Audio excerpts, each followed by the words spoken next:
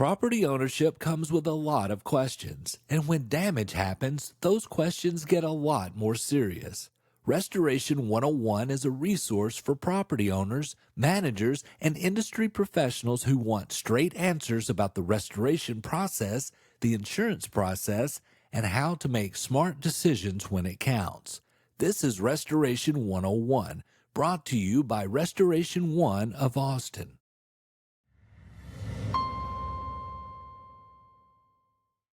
I'm here with Franky. Franky, introduce yourself, please. Well, thank you, Robert. I am Franky, one of the managing partners here at Restoration One of Austin. About 10 years of experience under my belt in restoration, both across mitigation services, more of the emergency side of things, and reconstruction, more on the full service. My exposure to specifically claims has been across both service types and offering that full service experience to clients.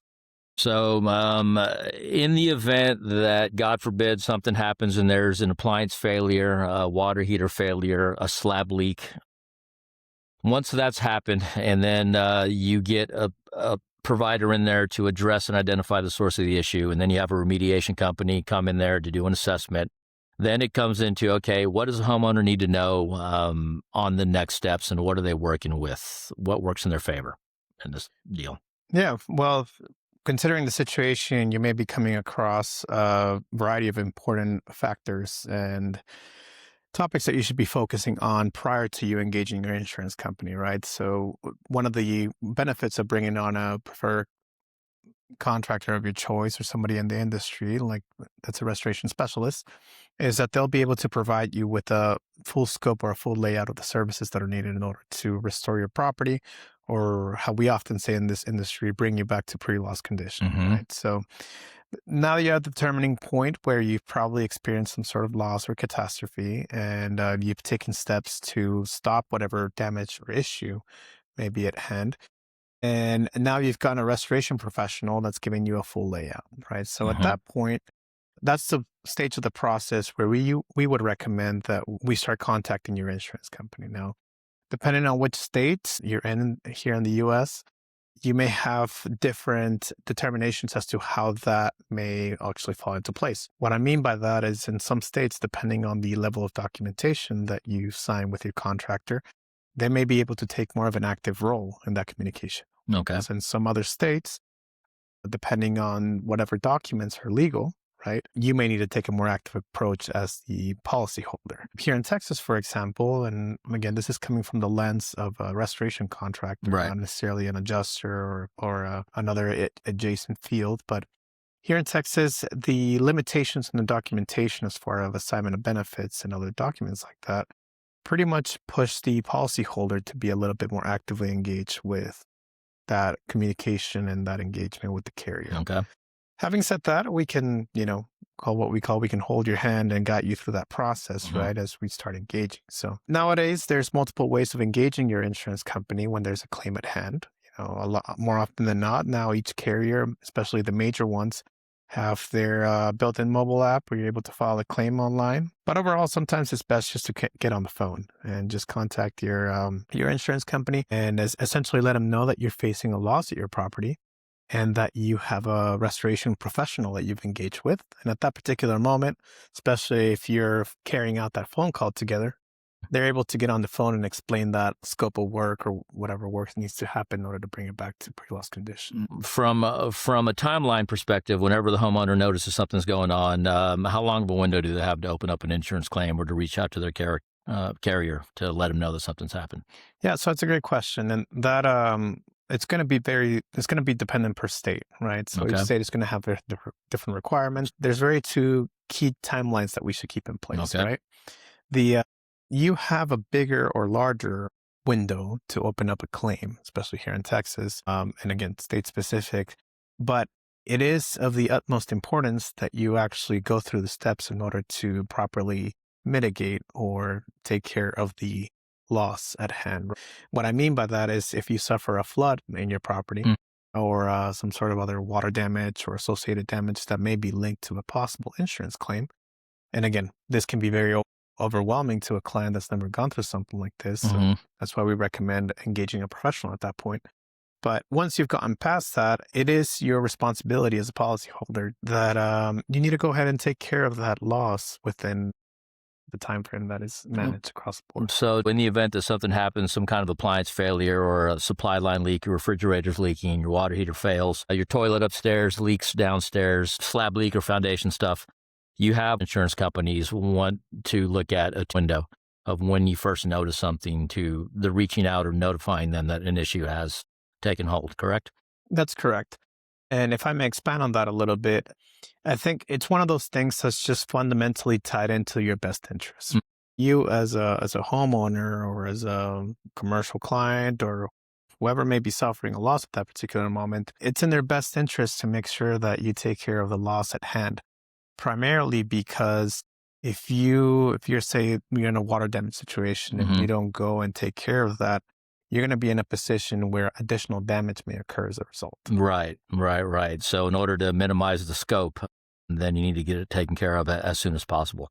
And so because most people have a mortgage unless you own your property outright, the onus is on you, the insured, to get that situation taken care of. That's correct. Yeah, it's at the end of the day, even if there's other stakeholders or other parties involved, if you are the owner of the property, it's up to you to make sure that you take care of this. That forms the basis not only of the best interest of you as the owner of that property, but also it's the mere existence of our industry. And that's the reason the restoration industry exists as a whole, is because usually a restoration company is able to go in there and restore as many materials as possible. Right. It's not just a blanket demolition, reconstruction operation. It's mostly like identifying what materials can be salvaged, what cannot be salvaged, and just going about that. Every single day that's spent waiting for action is another day that less materials are going to be restorable. Right. So again, based on how it all goes here, it's called restoration for a reason and not demolition. If it was the demolition industry, then it would be called the demolition industry, but it's restoration. So the whole goal there is to minimize, I guess, the impact inside of a home and try to dry things as quickly and efficiently as you can without minimizing the impact of day-to-day life. Correct. All right. So after, let me see here on the notes. All right, documentation. After a failure's happened in a house, and a plumbing company or an HVAC company has identified and addressed the source of the issue, then a restoration company goes in there to give a scope of work. The homeowner then reaches out to their carrier to open up an insurance claim. And then what can a homeowner do on the documentation side? What do carriers look for? Yeah, it's a great question on that front. And I'll answer it in two parts, right? I think there's a little bit that goes into two specific areas and parties that may be engaged anytime some sort of catastrophe happens at a house or a business side of things. But I will say the fundamental thing for anybody going through any kind of restoration loss is that you make sure that you document everything as much as possible. And what that actually means is you want to make sure that you keep a record of all the vendors and people you may have hired in order up to that point and following that point. You want to make sure you keep a good record of all receipts, invoices, reports, regardless of who gets involved at your property at that point. All that information may be relevant. It doesn't mean that all that information needs to be submitted right away. Right. But just from the sake of a property owner, it's good practice to have that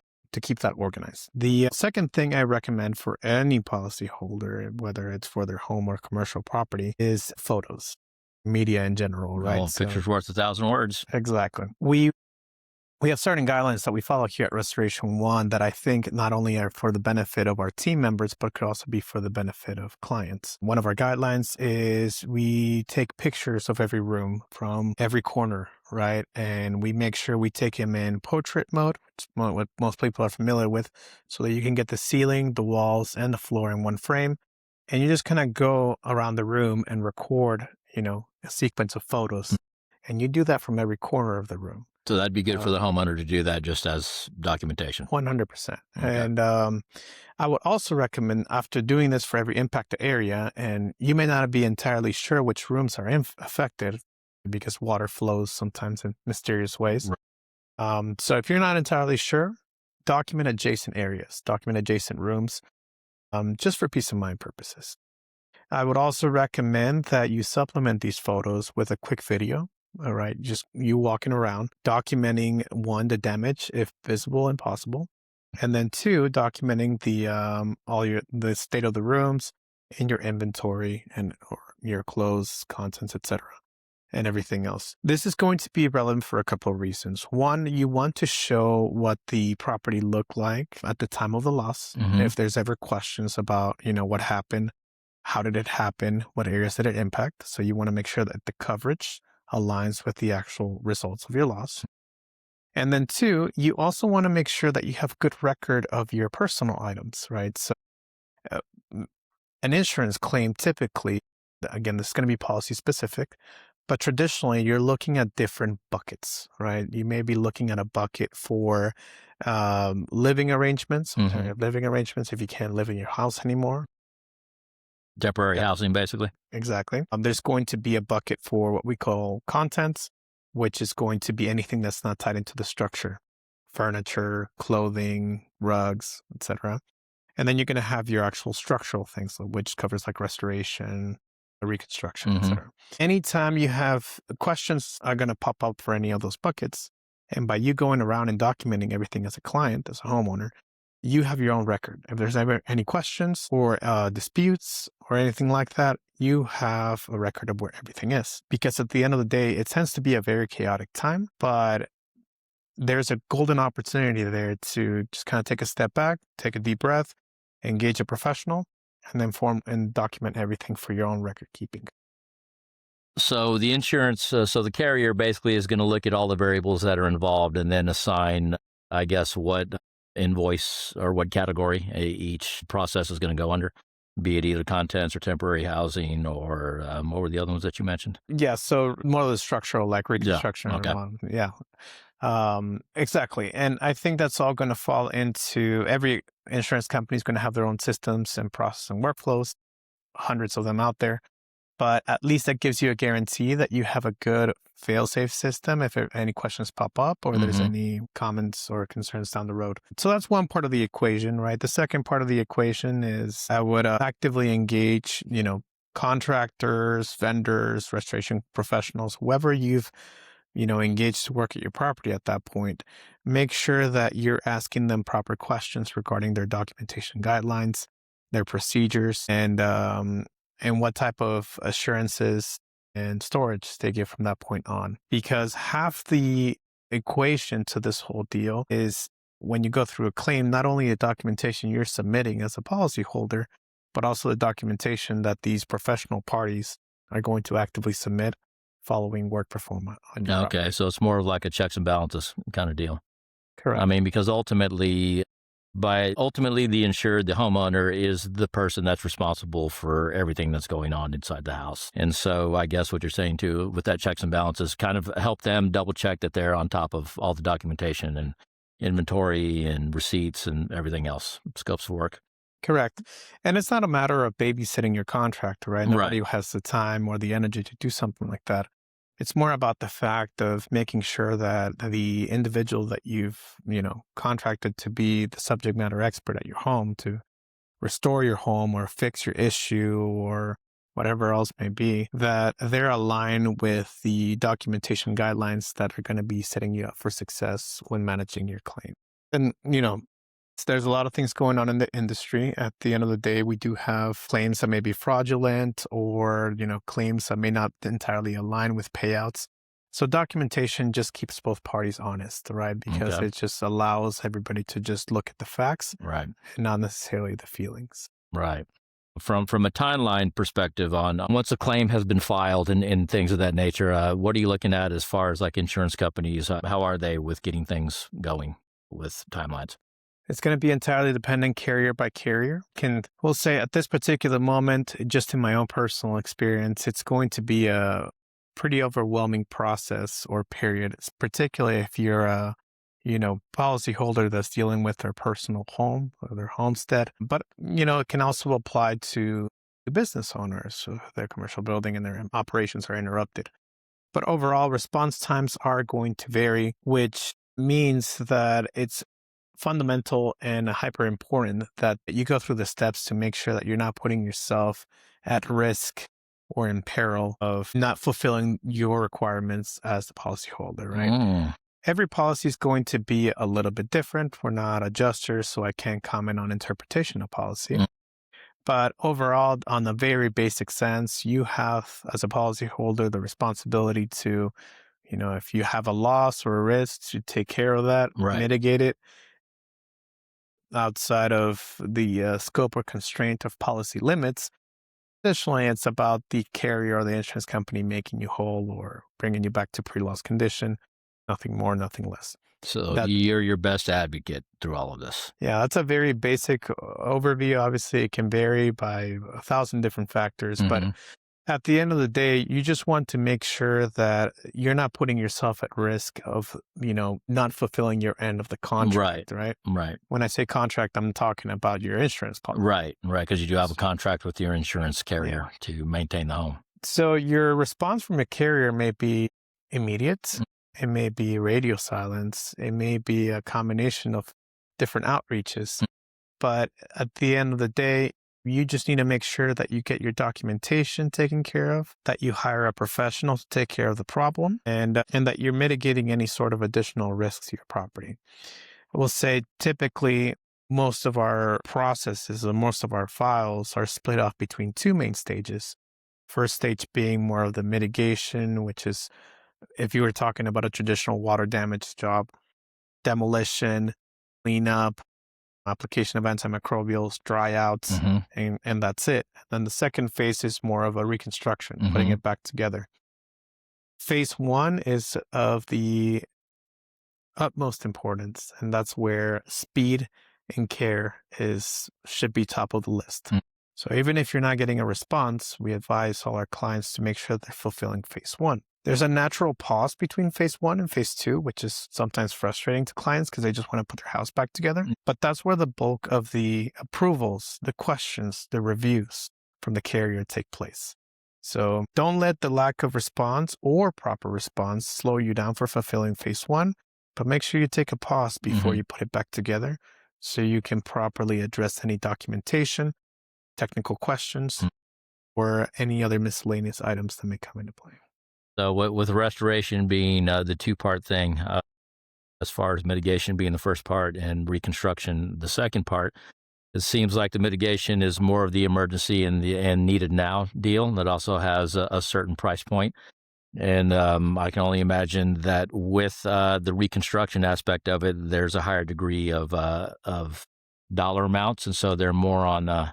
They shift more on, let's go ahead and be patient on the reconstruction side of things, and let's go ahead and look at estimates and scopes of work as far as reconstruction because of the increased price points. Correct. And tying it back to your question, I think that's all going to be also extremely dependent on the kind of response that you get from your carrier. Right. And some are really good, some not as much, but that's just kind of the world of the professional world in general, right?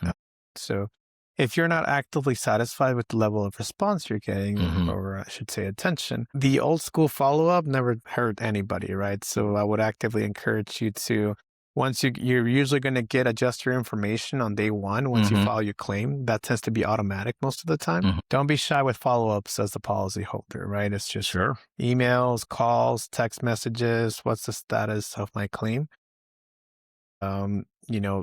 Unfortunately, sometimes there's hundreds of files feeding sometimes to one or to a few individuals.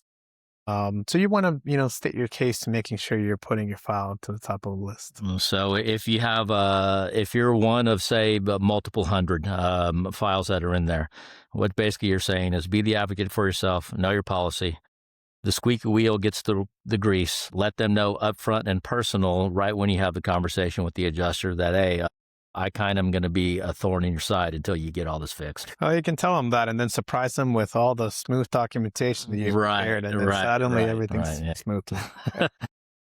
I'm sure your adjuster will love you for that. It's like, hey, man, I'm going to be a thorn in your side. I'm going to be the squeaky wheel. However, I'm going to give you all the documentation you could possibly need to substantiate the claim that I'm making. At the end of the day, I'm a firm believer that these professional entities, whether they're on the insurance side or restoration side, there's good interest and good people that Mhm. want to fix things, want to take care of things.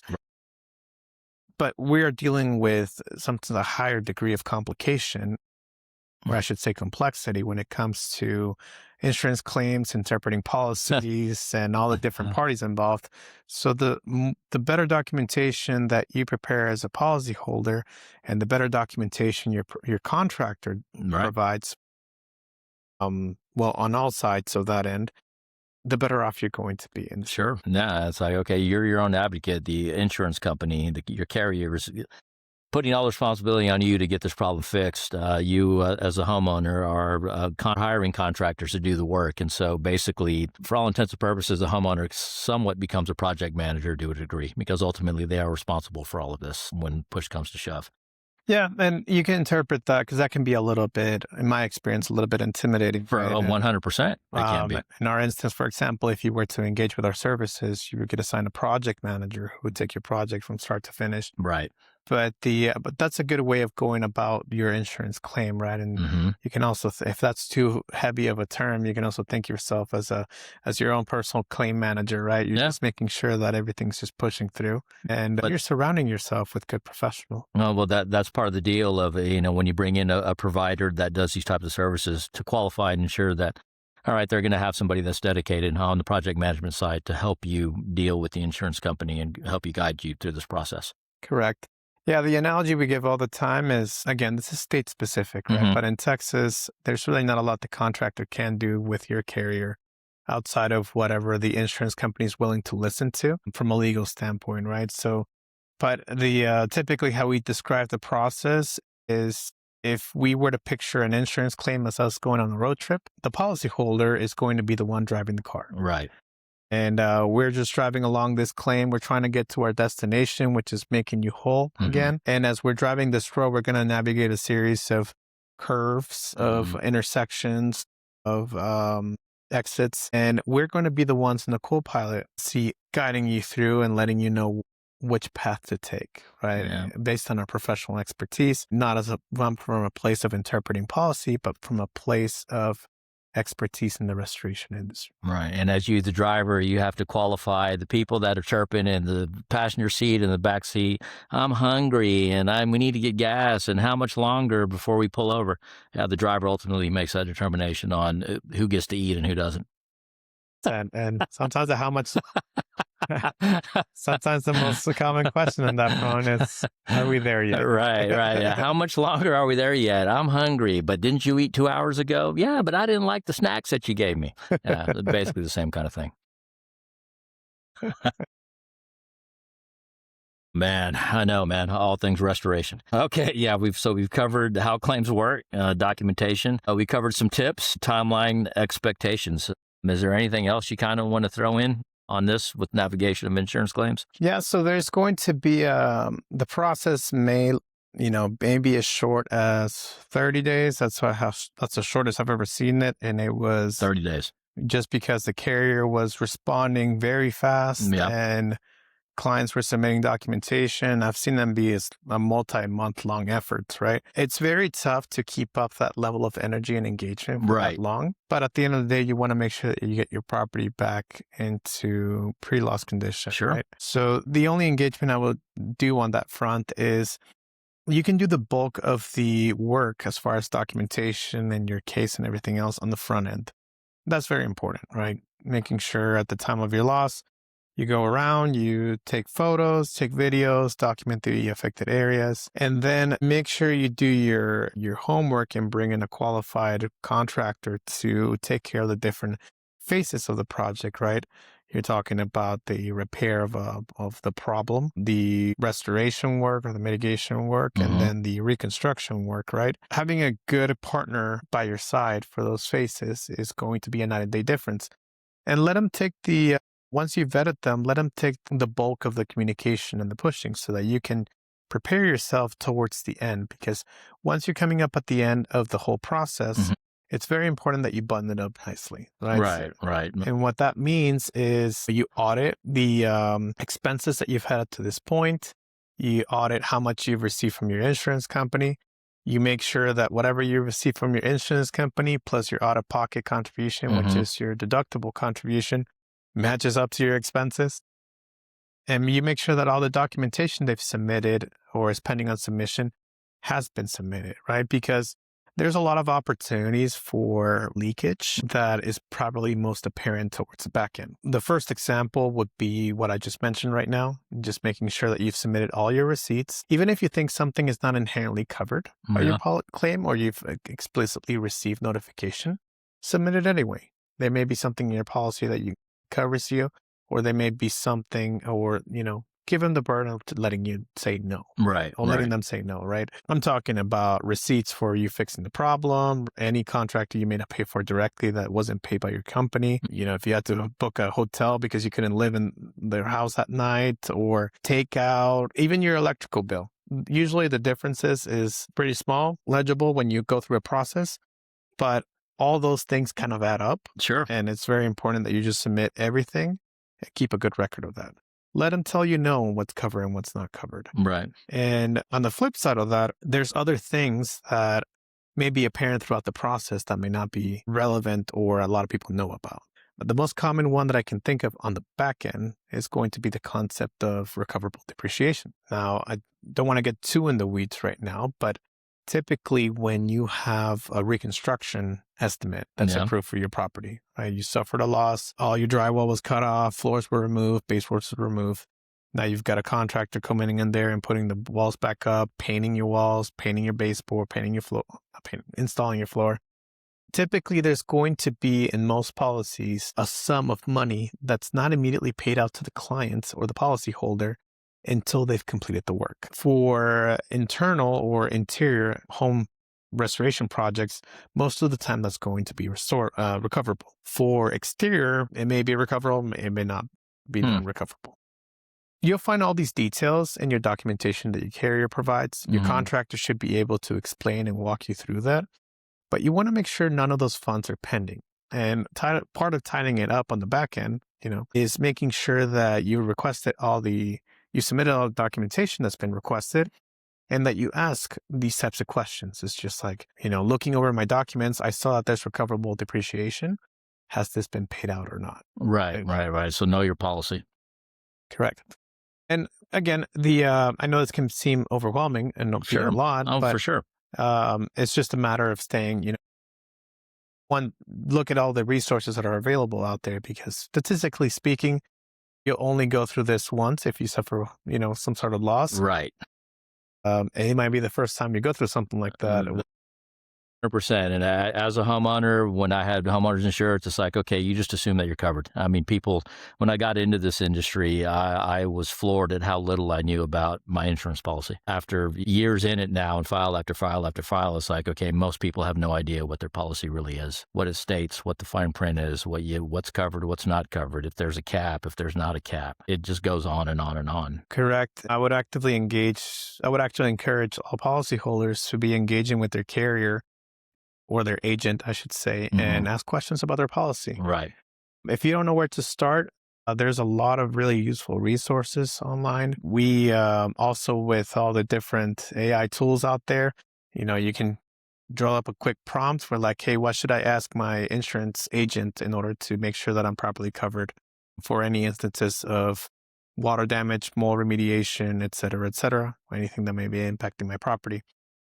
Because sometimes, depending on how the policies were sold, we see a lower monthly cost number and we're attracted to that, but there may be a hidden sacrifice. There always is a hidden sacrifice. So, you may have a higher deductible, which is becoming more common, and that's entirely okay if you're comfortable with that risk. But most importantly, you need to look at your exclusions. Certain things may be capped, certain things may be excluded. So you want to do a thorough check of your policy, and you want to make sure you ask your agent about the coverage. Most of the time, it's not coming from a place of malicious intent. It's just more about making, the numbers work for your budgets and for insurance, especially as those costs have ballooned up over the last few years. One bad incident down the road can put you in a position where you may be excluded from coverage or capped off. Right? it's always good measures to review that periodically. Right. For good nighttime reading, open up your machine of knowledge and look at your policy and go, okay, wow, I thought I was covered on this. Clearly I'm not. Correct. And it extends to so many other areas as well. And Yeah. you'd be surprised what kind of coverages you get for certain things. Yeah, And for sure. you don't necessarily get a whole guide on that when you suffer a loss. I've seen some carriers do it, but sometimes I would say most of the time, you don't necessarily, you have suffered a water damage Mm-hmm. and you're trying to figure out as you go, like, oh, I actually have coverage for this, or I have coverage for that, or et cetera, et cetera. Yeah. It helps to be, informed if you have, for example, a house checklist or things that you periodically check for your property. It takes 5 minutes to add a policy review on there just to make sure that you're familiar with. Yeah, what you that's got. not bad at all. When in doubt, knowledge is power. Something that's as crucial as a homeowner's insurance, especially at some of the price points. It seems like it would be in people's best interest to actually just take a look at their policy and see, one, what their deductible is, because a lot of people don't even know what that is, and then two, what they're covered for and what they're not covered for. Correct. Yeah, deductible is another big one, especially as those amounts have gone up. Certain guidelines out there regarding how much you should keep in your rainy day fund for home expenses. I would definitely make sure that rainy fund is considering also a deductible contribution. That's a good just one. as a general, Right. That 1%. Well, 1% is very common. 1% of property value. As a general rule, people, it's typically what we find is it's 1% of whatever the home was bought for last. So there you go. Well, anything else you want to add? Well, I would just kind of like to reiterate the fact that it's important to make sure that you got a good partner by your side when going through these kinds of issues. At the end of the day, these catastrophes are tragic, right? So it's a matter of trying to navigate a lot of different parties. By the time you're done with a claim, particularly if it's your own property, you may have talked to 10 to 12 different people. Right. Throughout the whole process. So just having a good partner that can guide you along and that can provide you with covering some of those blind spots for you goes a long way. In our instance, for example, when I brought up the example of leakage, things for like recoverable depreciation on the back end, that's something that we do for our clients without even hesitating, right? Yeah. Get the project done, submit documentation to the carrier, submit final photos, and we review their documentation to see if there's any depreciation on the back end. The back end, and send a message to the carrier, copying the client. Just like, hey, we're done here. If there's any pain depreciation, go for it. It's all clear. The client has moved forward with finishing up and wrapping up their services. At the end of the day, it's very overwhelming. So take advantage of the resources that are available out there. Make sure you document yourself. Make sure that you have properly vetted contractors who can, be allies and be resources throughout this stressful process rather than detrimental. You don't necessarily want to babysit anybody. And make sure that you hold yourself that you hold enough energy to close it up and bring it home at the end of that process. So I would say maximize and focus efforts on the front end and the back end, and let your partners, the people you've selected to work in your home, handle the middle of it. Right. And that's, I guess, whenever you're doing the qualification or qualifying whatever contractor you're having, they're asking those questions and make the determination. Are they going to be in my best interest to be an advocate for me through this process of getting my house back to pre-loss conditions? 100%. Yeah. Don't be afraid to ask. Don't be afraid to ask. That's actually one of the questions I would encourage. When I've been involved in the past directly with clients, right, and I usually get the question, like, what questions haven't I asked you? For what topics? Usually I go immediately to the things we've discussed here today. Right. So that's where I would essentially hone in and engage the professionals that I was going to hire to work in my house. Good deal. Well, thank you. Thank you, Robert. Later. That's a wrap on this episode of Restoration 101. Whether you're dealing with damage right now or just getting ahead of it, we hope you're leaving with something useful. Subscribe so you never miss an episode. And if we earned it, leave us a review. It helps more people find the show. We'll see you next time. This is Restoration 101, brought to you by Restoration 1 of Austin.